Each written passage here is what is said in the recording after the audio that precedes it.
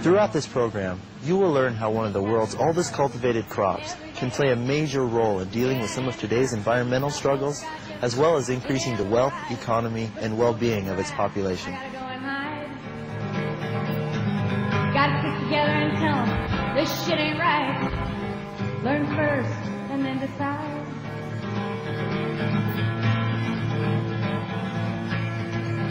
Allow me to introduce Dr. Tom Maloney.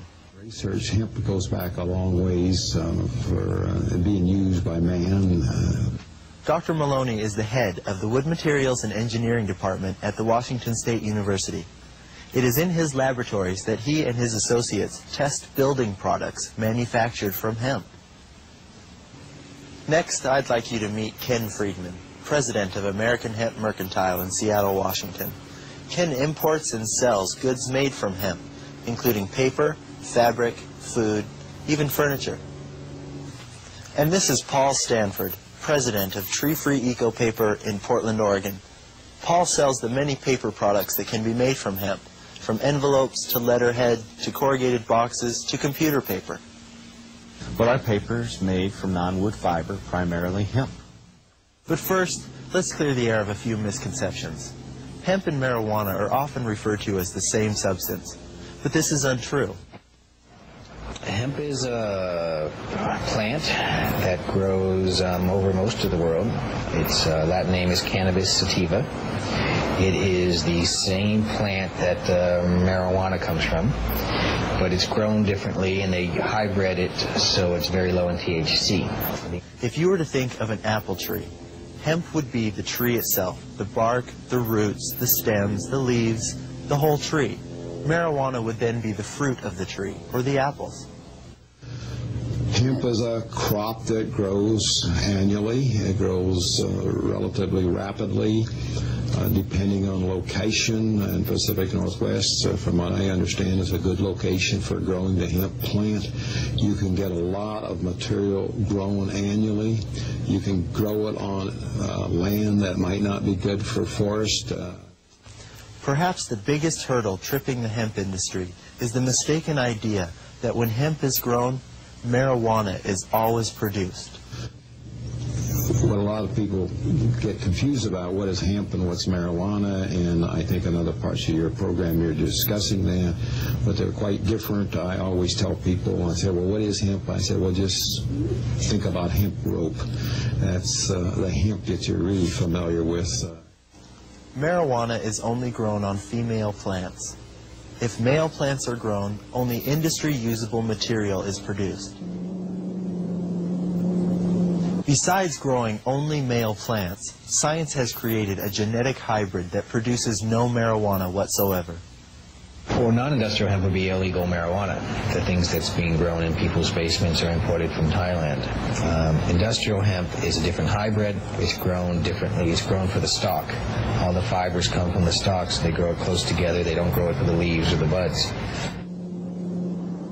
It's the same plant, but the plant that produces the best and most fiber doesn't produce the psychoactive substance in any quantities that are useful for drug production. They've been doing it for generations in Western Europe and for centuries in Eastern Europe. In fact, in the United States, we had industrial hemp until 1937. Scientists have dated hemp use back 12,000 years. It is known to be one of the first 4 cultivated crops. 12,000 years ago, hemp was one of the first crops that was purposely cultivated by human beings in the first agricultural settlements that sprung up in the Tigris-Euphrates valleys and in the Yellow River Valley. Sailing ships used hemp to make the sailcloth, and hemp's been used in making paper for centuries and centuries. This one plant was used to make the paper that Bibles and even the Declaration of Independence were printed on. Hemp has been woven into garments throughout history and across the world. Not only was the very first American flag sewn by Betsy Ross made from hemp, but so were the clothes and supplies of the many soldiers that fought to keep her waving.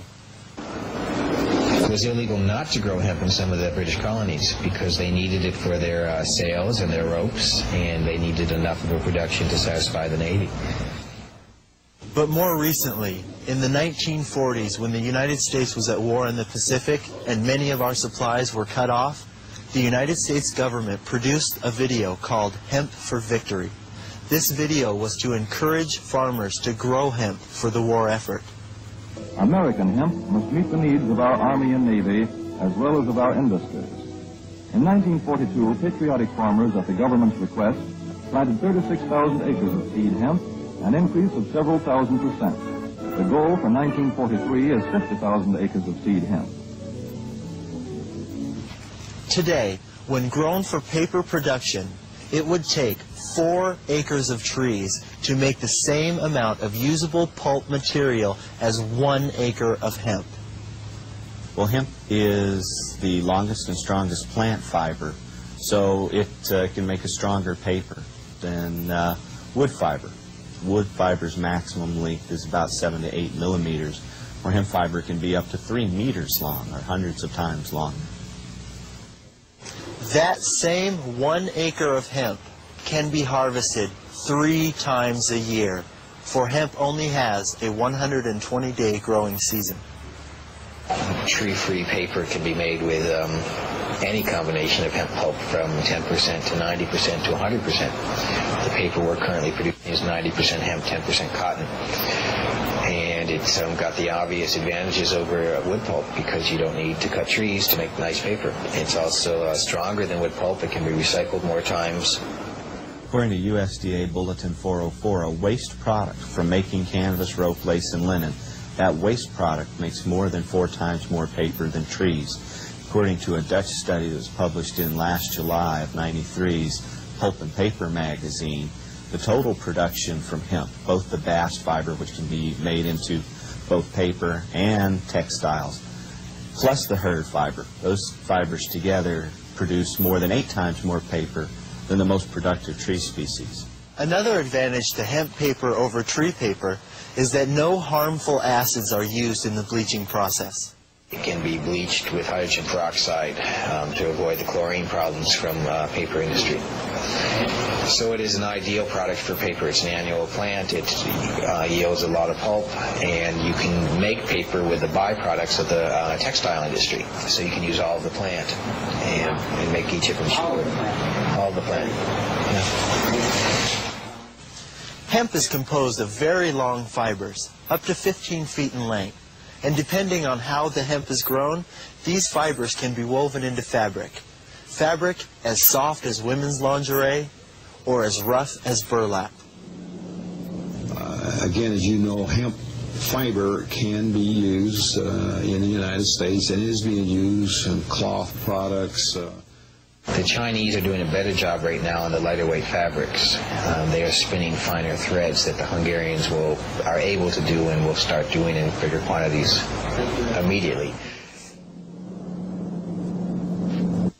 There are probably hundreds of products you could do from hemp. The ones we're currently doing are fabrics and almost everything you make from fabric. Clothing, bags, wallets, hats, things like that are all being made currently. Futons, it's a good upholstery fabric.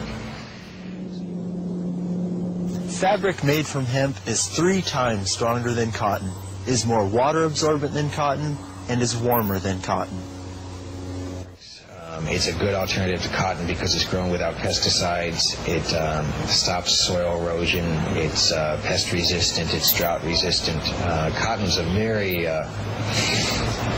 has a lot of impact on the environment. It's grown with a lot of pesticides. There's some soil degradation problems. There's erosion problems. There's the problems of harvesting it and things like that.